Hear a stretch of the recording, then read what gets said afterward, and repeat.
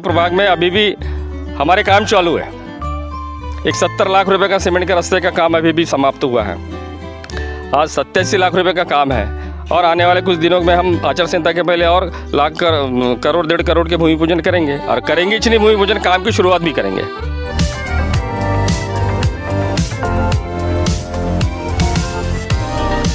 प्रभाग क्रमांक 11 झींगाबाई टाकली के दर्शना गृह निर्माण सहकारी संस्था, ओम आदर्शनीय गृह निर्माण सहकारी संस्था, निर्मल हाउसिंग सोसाइटी, मनोहर हाउसिंग सोसाइटी, मौजा गोरेवाड़ा एकता नगर में आज रविवार को सुबह 86 लाख के रोड डामरीकरण का भूमि पूजन पूर्व उप महापौर तथा सत्ता पक्ष नेता संदीप जाधव इनके हाथों भूमि पूजन किया गया।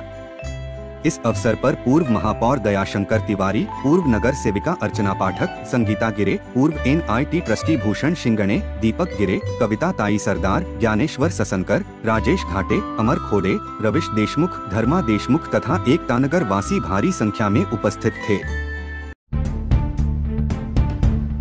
साथियों, अभी हम हैं प्रभाग नंबर 11 में। इस प्रभाग में बहुत सारी समस्या है, जैसे कि रोड की समस्या है, डामरीकरण है, गटर लाइन है, पाइपलाइन की है, पानी की समस्या है और बहुत सारी समस्या होते हुए भी यहाँ के जो पश्चिम नागपुर के आमदार हैं उनके जगह जगह पर बोर्ड लगे हुए हैं और काफ़ी जगह भूमि पूजन हुआ है, लेकिन काम कहीं भी नहीं होता है।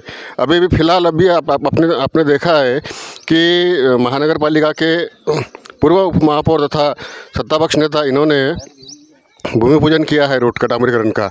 तो मैं उनसे पूछना चाहूँगा कि आप भी उनके तरह ही काम करेंगे, भूमि पूजन करके छोड़ देंगे तो, या फिर ये काम की शुरुआत कब होगी और कैसे होगी?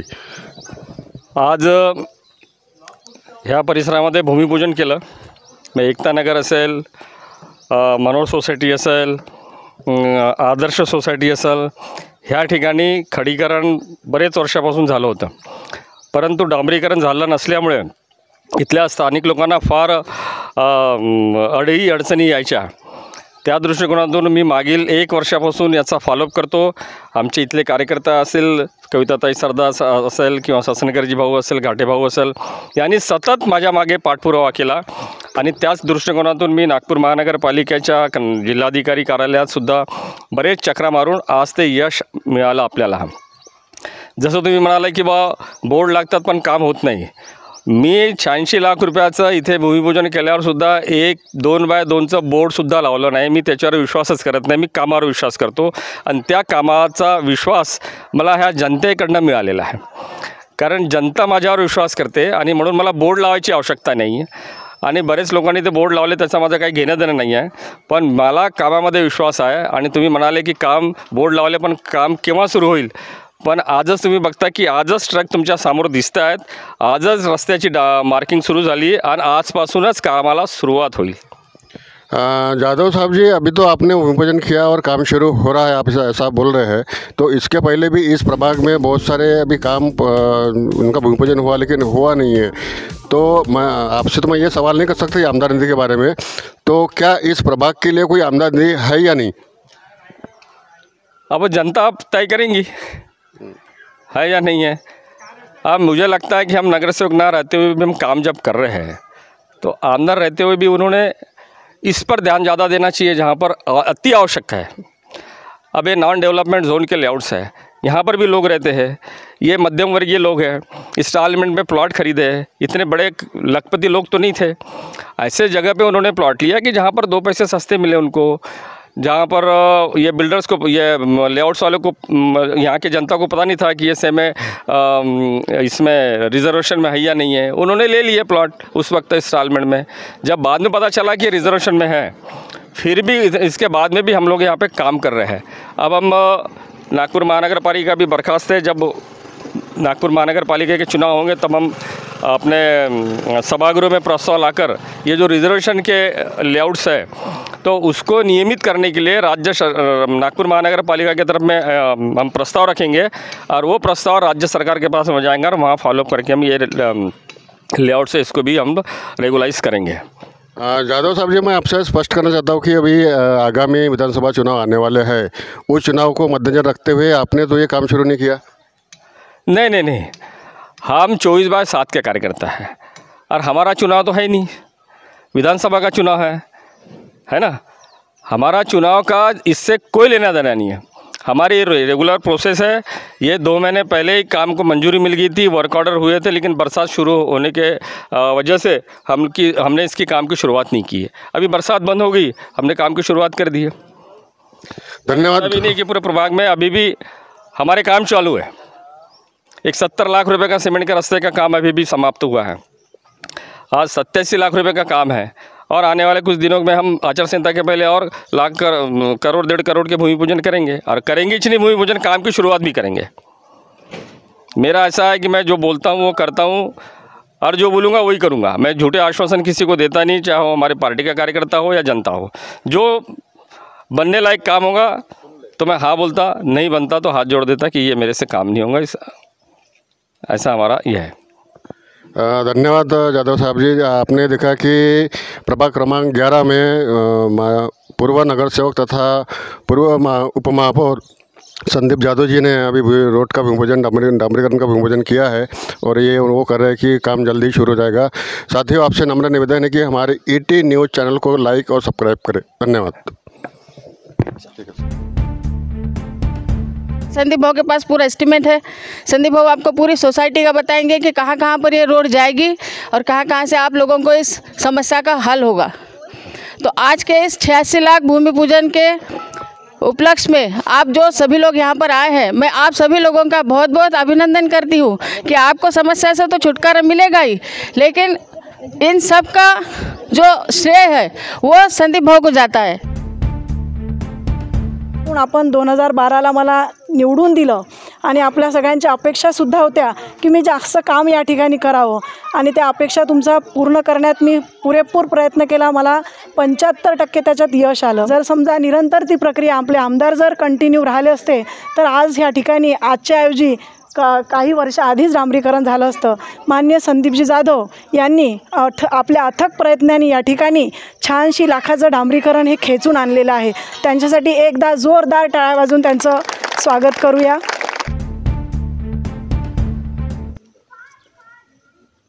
आम्ही गेल्या 5 वर्षापासून नगरसेवक आहोत, पण आमची कथा न व्यथा आम्हाला माहीत आहे। पहिले 2.5 वर्ष आमचे कोरोनात गेले आणि आम्ही 3 वर्षापासून माजी नगरसेवक आहोत। तरी तुम्हाला एक गर्वाची गोष्ट सांगतो का आम्ही 4ही नगरसेवक नसतानाही कोरोनामध्ये सुद्धा आम्ही प्रयत्नशील आहोत आणि आम्ही कामं करीत आहोत। आपण आपल्याला चौघांना निवडून दिले।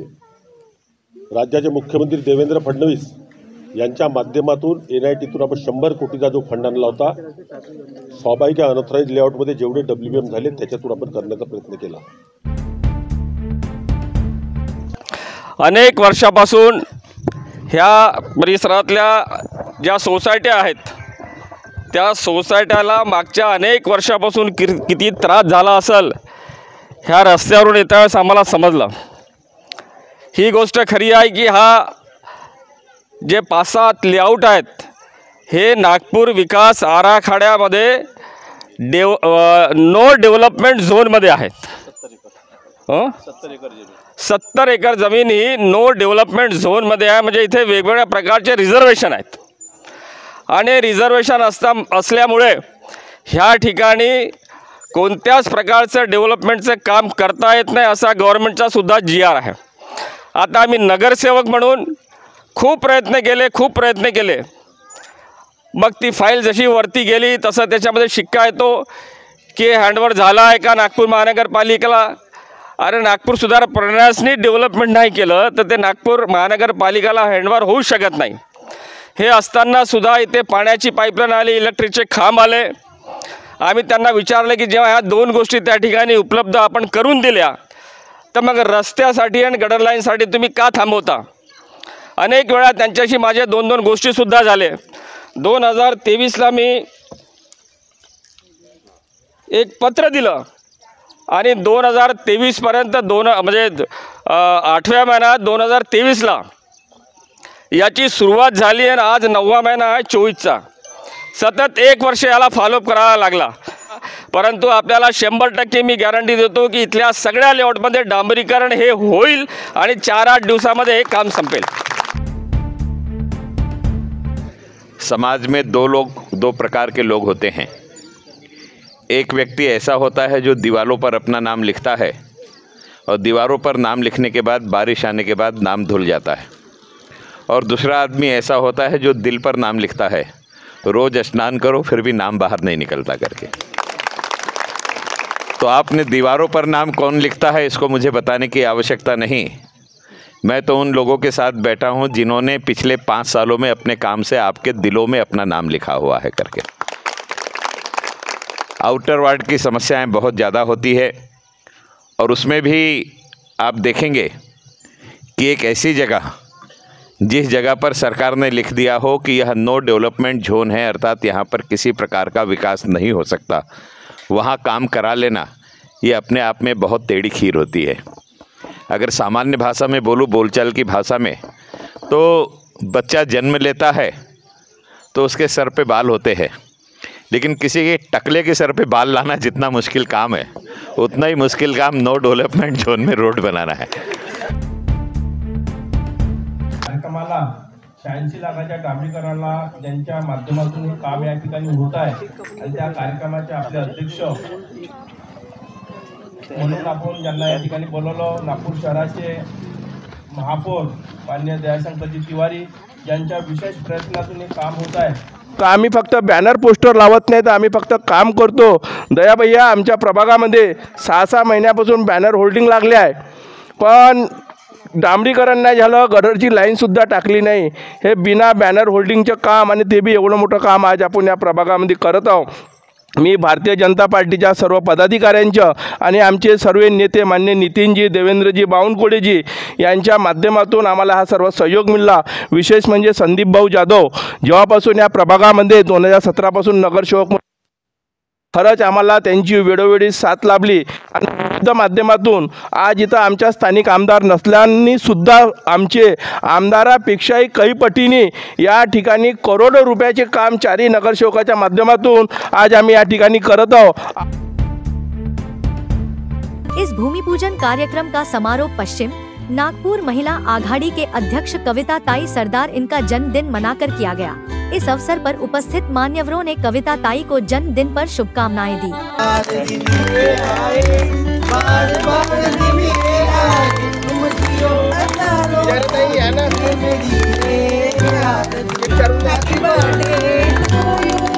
Happy birthday